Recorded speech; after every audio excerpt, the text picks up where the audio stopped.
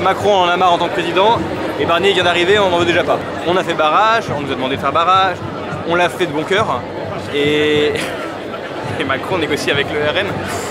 Enfin, j'en peux plus quoi. Pourquoi faire? Pourquoi les législatives si c'est pour garder la même politique et pas écouter les votes? Comme si on nous retirait un peu notre droit parce qu'on vote mais on nous écoute pas. J'ai l'impression qu'on a tous, je crois, ici aujourd'hui, que notre vote n'a pas été entendu. Il a essayé de faire une petite mascarade un peu en essayant de détourner l'attention, en disant qu'il allait nommer quelqu'un de gauche avec Bernard Cazeneuve, etc. Mais au final, dès le début, même dès juillet, il avait déjà prévu de nommer Michel Barnier. À Paris, plusieurs milliers de personnes ont défilé pour contester la nomination du républicain Michel Barnier au poste de Premier ministre. Les manifestants dénoncent ce qu'ils qualifient de coup de force après la victoire de la gauche aux législatives.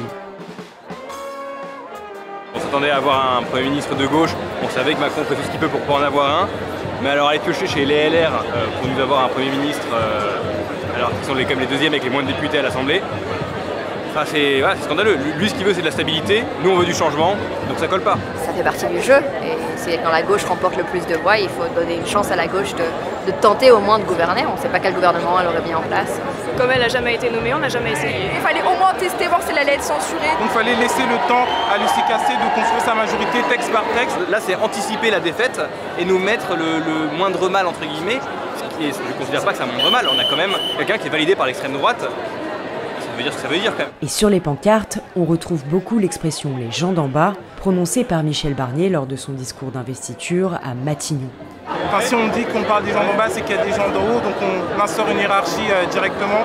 Et je trouve ça scandaleux pour quelqu'un qui est censé représenter la nation en tant que Premier ministre. Son premier discours, c'est un discours de mépris. Du mépris de classe. Après, on n'est pas. Moi, j'ai pas été choquée, sachant que c'est la politique de Macron depuis le début. Il méprise les gens d'en bas. On est là pour faire entendre la voix des gens d'en bas, comme dit le Premier ministre. Est-ce que c'est pas le peuple d'en bas qu'on doit d'abord écouter? Pas prendre quelques idées du peuple d'en bas, mais toutes ces idées. Parce que ça peut changer, on est là.